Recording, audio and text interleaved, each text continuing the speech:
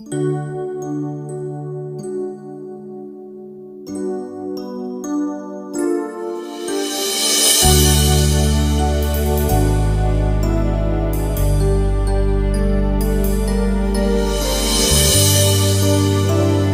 Welcome back.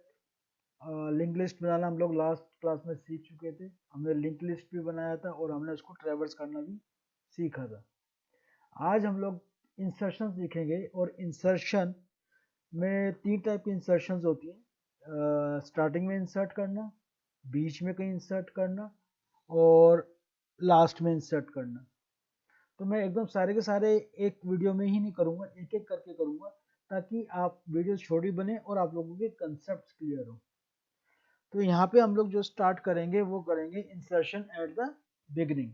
तो मैं ऊपर जो कमेंट लिखा है वहाँ थोड़ा सा चेंज कर देता हूँ क्योंकि क्रिएट रिवर्स हो गया। And insertion at the beginning, insertion at the beginning of link list. इस चीज़ के ऊपर हम लोग काम करेंगे। यहाँ पे प्रोग्राम पहले ही है, अगर आप ये प्रोग्राम देखना चाहते हो पूरा का पूरा तो मैं इसका डिस्क्रिप्शन में डाल दूंगा लिंक। प्रीवियस वीडियो में है ये पूरा कैसे बना था, पूरा वो दिया हुआ है वहाँ पर। जिस पहले बारी में हम लोगों ने दो फंक्शन बनाए थे और जो दोनों फंक्शन थे वो आपके इंसर्ट नोड को बनाना और उस नोड को ट्रैवर्स कराना था, डिस्प्ले कराना था। आज जो हम लोग फंक्शन बनाएंगे यहाँ पे एक और फंक्शन हम लोगों को बनाना पड़ेगा और वो फंक्शन है insert node at the beginning. तो उसकी डेफिनेशन भी हम लोग लिख देते हैं क्योंकि हमें ऊपर लिखना पड़ता है। वॉइड रिटर्न टाइप कोई होगा नहीं। इंसर्ट नोड एट बिगनिंग या बिगिन कर देता हूँ मैं, एक शॉर्ट रह जाएगा और कुछ नहीं। इसके अंदर भी आपके पास एक वैल्यू जाएगी, ठीक है ना। तो उस वैल्यू को जो भी आप नाम देना चाहते हो, लेटर में डाटा ही दे देता हूँ कि डाटा ही जाएगा इसके अंदर बेसिकली। वहाँ पे जाके लोकल हो जाएगा तो कोई फर्क नहीं पड़ेगा, लेकिन हम यहाँ पे दे देते हैं। एरर आएगा तो फिर बाद में देखेंगे क्या है क्या है। अब यहाँ पे आओगे, data in the list traverse list हो गया। मुझे यहाँ पे भी थोड़ा सा चेंज करना पड़ेगा। मैं यहाँ पे थोड़ा सा ना आपको मेन्यू स्टाइल देने की कोशिश करूँगा। मेन्यू स्टाइल देने की कोशिश मैं इसलिए करूँगा यहाँ पे क्योंकि धीरे धीरे जो भी हम फंक्शनैलिटी इसमें ऐड करेंगे वो उसमें ऐड करते हुए चले जाएंगे। तो सबसे पहले मेन स्क्रीन के ऊपर आपके पास एक मेन्यू आना चाहिए और उस मेन्यू को हम लोग यहाँ पे काम करेंगे। तो जैसे ये हो गया आपका प्रिंट है और डबल कोट्स और ब्रैकेट क्लोज। तो यहाँ पे हम लोग क्या करते हैं, पहले तो अगली लाइन में चले जाएंगे और उसके बाद दो स्लैश टी लगा देते हैं। स्लैश टी का मतलब होता है टैब।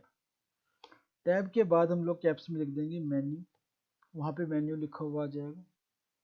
और फिर प्रिंट एफ लिखते हैं,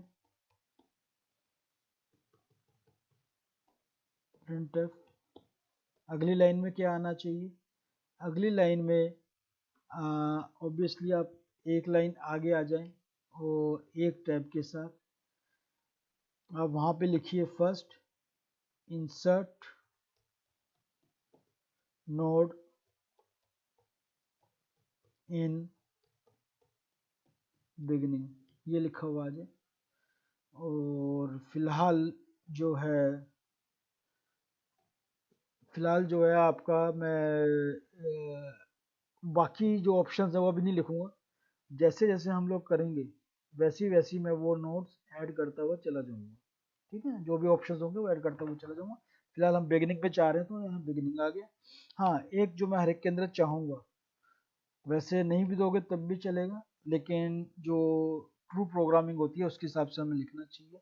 तो हमें यहाँ पे एक एग्जिट के लिए भी बनाना चाहिए। तो फिलहाल इसको 2 कर देता हूँ और जैसे जैसे हम आगे पहुँचेंगे इसको उस हिसाब से हम पोस्टपोन करते हुए चले जाएंगे। 2 का 3, 3 का 4, 4 का 5, ये सब हो जाएगा। एग्जिट को क्लोज नहीं किया, एग्जिट को क्लोज कर दीजिए, ये आपका हो। तो अब क्या होगा, बेसिकली ये आपके पास देखो मैं आपको दिखाता हूँ फिलहाल। आपको समझ में आ जाएगा हमने अभी किया। ये हो गया कंट्रोल F9, ये आ गया। मान लो मैंने 4 नोड डाली 20, 30, 40, 50, ये एंटर मारा, ये आपके लिस्ट डिटेल आ गई और देखो ये मेन्यू आ गया। अब इस मेन्यू के नीचे आना चाहिए एंटर योर चॉइस, और फिर उस चॉइस के ऊपर आप काम करोगे, ठीक है ना। तो इसके नीचे फिर एक प्रिंट एफ लिखिए आप, प्रिंट एफ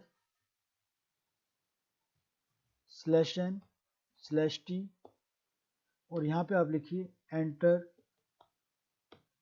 योर चॉइस। मतलब चॉइस के अंदर आप क्या डालोगे, 1 या 2, इस हिसाब से डालोगे आप। ये आपकी एंटर चॉइस आ गई। अब जब एंटर चॉइस ले रहे हो तो ऑब्वियसली उसको स्कैन एफ भी कराना जरूरी है। तो इसके लिए आपको एक ch की जरूरत पड़ेगी, इंटीजर टाइप। तो यहाँ पे एक वेरिएबल डिक्लेयर कर दीजिए ch, और इसकी वैल्यू को आप ch में ले लीजिए। यहाँ पर ये हो गया आपका प्रिंट एफ /n की जरूरत नहीं है, तो सीधा मुझे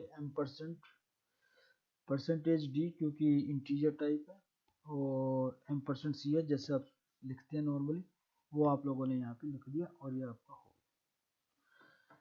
आपने ले लिया।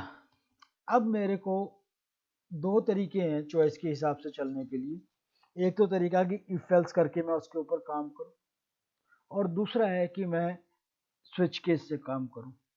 तो स्विच केस ज़्यादा बेटर लगता है, कितने ऑप्शन हो जाएंगे, कितने ऑप्शन नहीं हो जाएंगे, इफ एल्स कितना करोगे, तो बेटर हम लोग स्विच केस करें। तो यहाँ पे मैं स्विच केस यूज करने की कोशिश करता हूँ। देखो स्विच के अंदर जिस वेरिएबल के ऊपर आप काम कर रहे हैं वो वेरिएबल लिखेंगे ch, कहाँ से स्टार्ट हो रहा है ब्रैकेट, इसके अंदर जो भी आपके केस आएंगे वो आप लिखोगे। जैसे चॉइस 1 पे क्या करना है आपको, तो इसमें हम कोलन लगाते हैं। अब देखो केस 1 में आपने क्या करना है, नोड एट द बिगिनिंग करना है। तो सबसे पहला काम क्या होगा, सबसे पहले आप यूजर से पूछोगे यहाँ पे कि भैया क्या डाटा एंटर करना है, ठीक है ना। तो you will ask data about it. तो यहाँ पे आप लिखोगे printf /n/t enter the value you want to insert,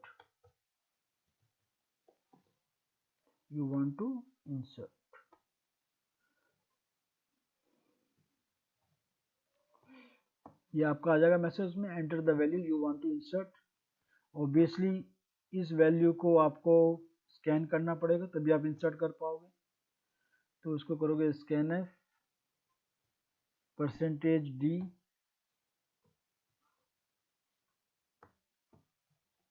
%d और इसको आप कर दोगे एंड वैल्यू के लिए val लिख लेते हैं, और यहाँ पे हमें ऊपर वैल्यू भी करना पड़ेगा कि ऊपर वैल्यू नहीं है।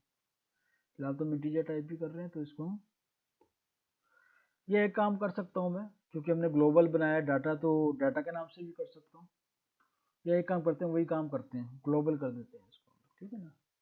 तो ग्लोबल के लिए हम लोग एक काम कर देते हैं कि इसको हम एंड डाटा ही कर देते हैं, दोबारा डिक्लेयर करने की जरूरत नहीं पड़ेगी, और उसके ओवरराइट से हमें सच यहाँ पे कोई भी फर्क नहीं पड़ रहा।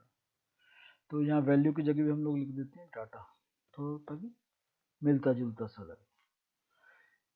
अब जैसे ही ये आया है, आपको क्या करना है, आपको आपका फंक्शन कॉल करना है। फंक्शन क्या है, फंक्शन मेरा, तो ये फंक्शन आप यहाँ से कॉपी कर लीजिए, ऑल्ट ई से आपको कॉपी, कंट्रोल इंसर्ट भी कर सकते हैं और कॉपी कर सकते हैं, और इसको यहाँ पे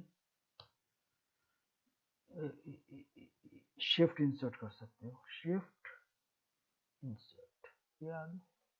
अब यहाँ पे इंट की रिक्वायरमेंट नहीं होती है, ये आपको पता होना चाहिए। तो खाली डाटा भेजना है, तो डाटा से मेरा काम हो जाएगा और ये मेरा डाटा चला जाएगा।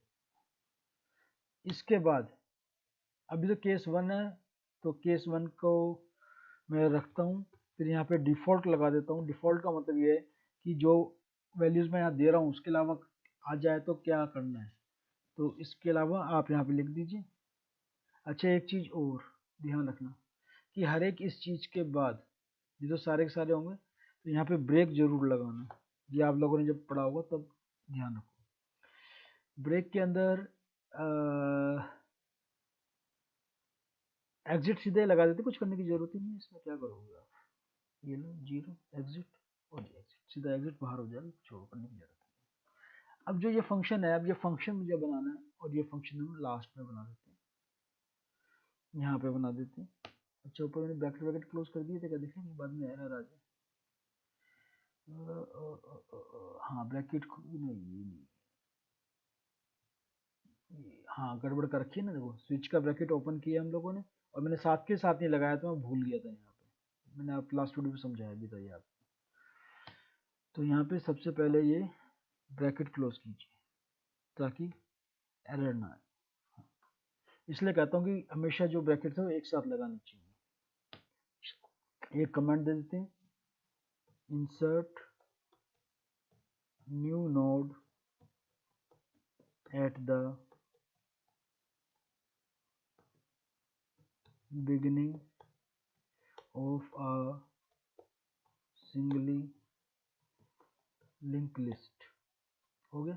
चलो अब यहाँ पे हम अपना कॉपी हमने पहले से कर रखा था, सिर्फ शिफ्ट इंसर्ट दबाते हैं, शिफ्ट इंसर्ट से वो चीज़ यहाँ पे आ जानी चाहिए। देखो आ गया। अब यहाँ पे तो सारा ही लिखना पड़ेगा आपको, वॉइड भी लिखना पड़ेगा और ये भी लिखना पड़ेगा। इंट डाटा आपका आ गया, ठीक है, कोई इशू नहीं।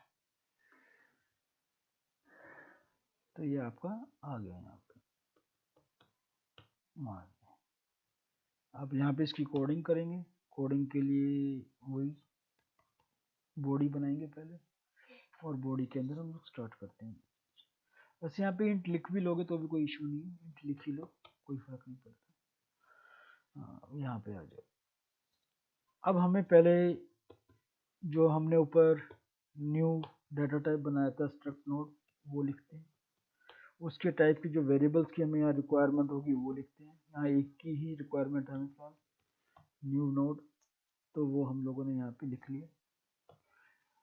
तो न्यू नोड, नया नोड तो बनाना पड़ेगा ना, पहले नया नोड बना लेते हैं। न्यू नोड बनाने का तरीका मैंने आपको लास्ट क्लास में बता ही दिया था, वहाँ से आप देख सकते हैं अगर कोई भी कंफ्यूजन हो तो।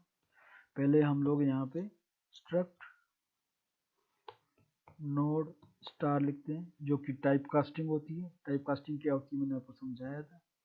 फिर आपका एक फंक्शन होता है मेलोक, जो कि मेमोरी असाइन करता है। फिर कितने साइज की करनी है, उस साइज के लिए आप यूज करते हो function size of.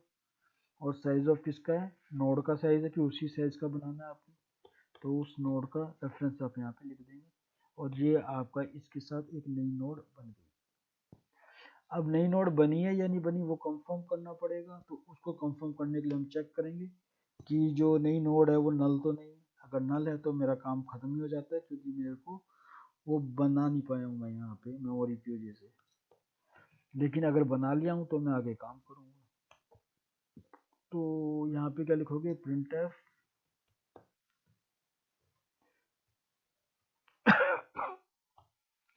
unable to allocate, unable to allocate। वैसे ऐसा होता नहीं है कभी, बहुत ही रेयर है, बहुत पुराना सिस्टम है तो हो जाए, नॉर्मली नहीं होता। unable to allocate memory, चलिए हो गया। इफ से बाहर आ गए, क्योंकि एक ही लाइन है तो ब्रैकेट डालने की जरूरत नहीं। अगर आपको ब्रैकेट डालना है तो डाल सकते। अगर ऐसा नहीं हुआ तो, अगर आप एल्स में आ गए तो जो भी आपने ऊपर से डाटा लिया है वो न्यू नोड के डाटा में डालेंगे आप। ये डाटा डाल दिया आपने और न्यू नोड के नेक्स्ट मतलब उसके एड्रेस पार्ट में हेडर का जो है, आप हेड बनाते हो पहला वाला, उसका एड्रेस डालोगे तो ये आपका उसका एड्रेस आ गया।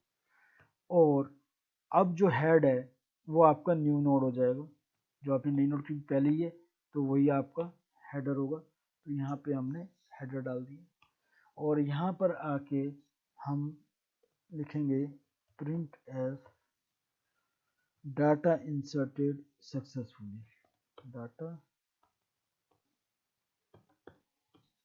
क्या होगा, कैसे क्यों नहीं आ रहा, डाटा इंसर्टेड सक्सेसफुली। तो ये मेरा डाटा इंसर्ट हो गया और मैंने इसको यहाँ पे लिख दिया। अब एक चीज़ और है कि ब्रैकेट्स के हिसाब से मेरे ब्रैकेट्स पूरे हैं, ब्रैकेट्स करने की रिक्वायरमेंट नहीं है, लेकिन हाँ एक जगह ब्रैकेट आएगी, क्योंकि अगर इस एल्स का मैंने ब्रैकेट नहीं लगाया ना तो खाली वो पहली लाइन को लेगा, तो यहाँ पे ब्रैकेट लगाना जरूरी है, तो इस चीज़ को ध्यान रखें। और क्योंकि ये ब्रैकेट लगाया है तो इसका क्लोजिंग करना भी जरूरी है, तो यहाँ पे इसको क्लोज भी करें। पहली बात तो ये होगी आपके पास। चलिए दूसरी चीज़ ये है कि अब आपने ये कर दिया है तो आपको दिखाना भी तो पड़ेगा कि डाटा क्या इंसर्ट हुआ है, तो उसके लिए आपको वापस यहाँ पे ट्रैवर्स लिस्ट फंक्शन को कॉल करना पड़ेगा ताकि वो वापस आपको दिखा दे। देखो ट्रैवर्स लिस्ट इसी नाम से चेक कर लें, कहीं बाद में पता चले गड़बड़ होगी। ट्रैवर्स लिस्ट इसी नाम से है, ठीक है। ट्रैवर्सिंग करनी जरूरी है, दिखाएगा तभी हमारे पास काम होगा, नहीं तो नहीं होगा। एक बार इस प्रोग्राम को सेव कर लेते हैं और रन करके देख लेते हैं। सेव करना जरूरी है और रन करके देख लेते हैं, हो सकता है एरर्स हैं ना आए, देखते हैं उस चीज़ को। कंट्रोल F9, एरर्स आ गई आपकी, अनेबल टू फाइंड डाटा। इसका मतलब ये डाटा हमें यहाँ पे मेंशन करना पड़ेगा लोकल, जिससे मैं बचना चाह रहा था, वही काम हो गया। चलिए कोई नहीं, कर दिया डाटा, ठीक है। अब करते हैं कंट्रोल F9, अभी भी एरर्स है। Function call missing, function call missing, function call missing, function call missing. New node equals to struct node * malloc struct node।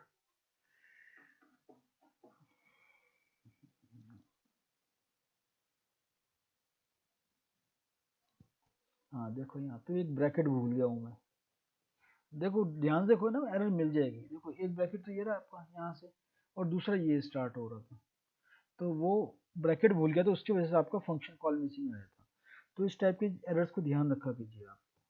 तो ये कंट्रोल F में अभी भी एरर रह गई है। एक्सप्रेशन सिंटेक्स, एक्सप्रेशन सिंटेक्स में क्या है, जानबूझ के किया था मैंने, इसमें स्पेस नहीं होता कभी भी, ठीक है ना। ये माइनस करेगा, मुझे पता था ये, ठीक। तो ये ध्यान रखिए इस चीज़ को, इसलिए वजह से इसने एक्सप्रेस हो दिया, इसमें स्पेस नहीं आता कभी। ये तो आपको दिखाने के लिए नहीं था। ये आ गया आपका। फिलहाल मैं 4 नोड ले रहा हूँ, पहले वाले का 20, दूसरे वाले का 30, चौथे वाले का 40, पांचवे वाले का 50। नहीं हुआ, ये क्या कह रहा है, ये सेव किया था, बाहर कैसे आ गया ये। ऑल्ट F5 करके देखें, गेट ch का पंगा तो नहीं। एंटर योर चॉइस -14 खुद ले लिया है इसने, तो ये देखना पड़ेगा। चलिए देखते हैं।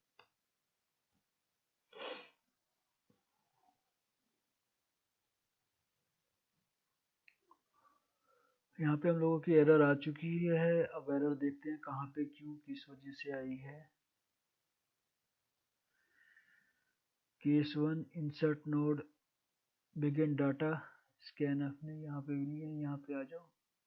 प्रिंट एफ, हाँ यहाँ पे है। यहाँ पे हम लोगों ने स्कैनफ कराना था और हमने यहाँ प्रिंट एफ लिख दिया, इसकी वजह से हमारा गड़बड़ हो गया। ये हो गया स्कैन एफ, ठीक है। और दोबारा करके देखते हैं, मेरे ख्याल से अब नहीं आनी चाहिए एरर।